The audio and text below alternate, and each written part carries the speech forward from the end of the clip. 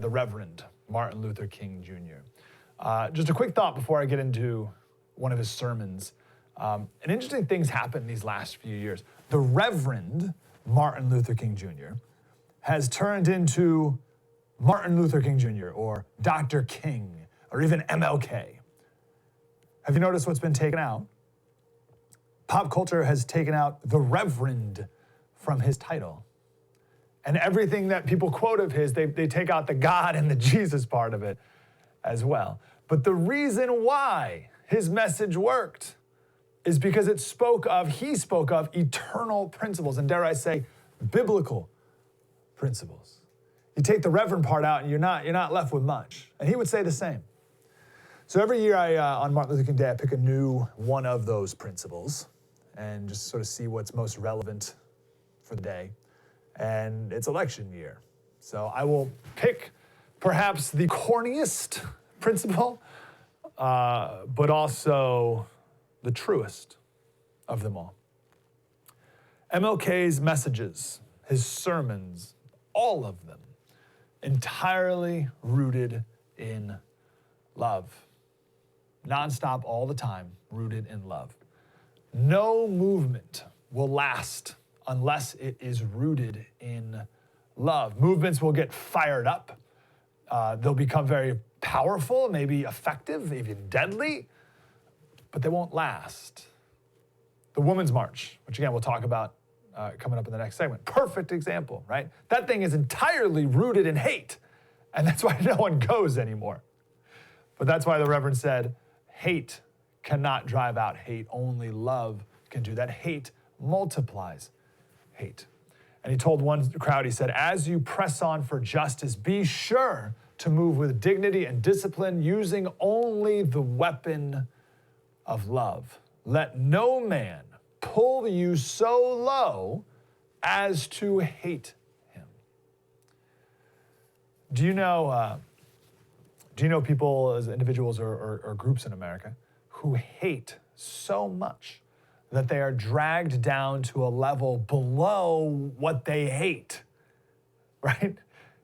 And again, the Women's March, it's one giant hate Trump rally.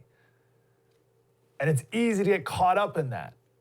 But it's so easy, once you do, if you don't watch your heart, you end up sinking below the level of the thing you hate. So Martin Luther King Jr. gave one sermon in particular. Again, his speeches are great, or his speeches are good, his sermons are great. He gave one sermon in particular about loving your enemies. So just the foundation is Jesus in Matthew 5 said, he said, you've heard, love your neighbors and hate your enemy. But I tell you, right? So again, that's the world, and it's still today, the world. Love your neighbors, hate your enemy. But Jesus said, I tell you, love your enemies and pray for those who persecute you. Easy to say, hard to do.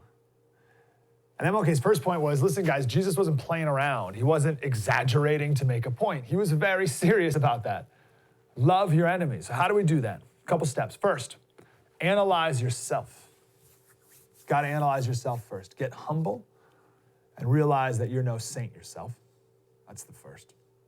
Because it's easy, right? You're like, oh, I hate that person. And the only way you can do that is if you think that you're so great and you think you're perfect. So if you realize you're not, that'll tone down your hatred of others. Second thing, and this is maybe the hardest, find some element of good in your enemy.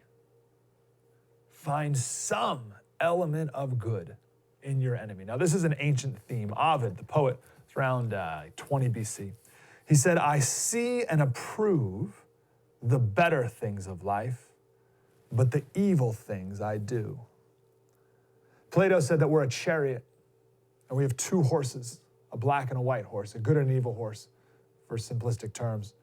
And they're pulling us in different directions at all times. But we each have both of those horses. Goethe, around 1800s, he said, there's enough stuff in me to make both a gentleman and a rogue. Alexander Solzhenitsyn in the Soviet Union, he said, the line dividing good and evil cuts through the heart of every human being. And Paul said, I see and approve the better things of life, but the evil things I do. So here's how MLK put this together. He said, and when you come to the point that you look in the face of every man and see deep down within him what religion calls the image of God, you begin to love him in spite of. No matter what he does, you see God's image there. There is an element of goodness that he can never slough off. Discover the element of good in your enemy, and as you seek to hate him, find the center of goodness and place your attention there, and you will take a new attitude. Today, in America, we are told to hate each other. We're told to hate fellow Americans. John Tierney, remember we talked to John Tierney on Friday, the New York Times science writer. He had this term, the merchants of bad, right? So there's out there merchants of bad, giving you bad news all the time. Very similar thing here, right? There's merchants of hate, telling you that in order for you to be a good whatever member of this group, then you have to hate this other group. Those are hate mongers. And if we get nothing else from MLK today, let's put a stop to that mentality.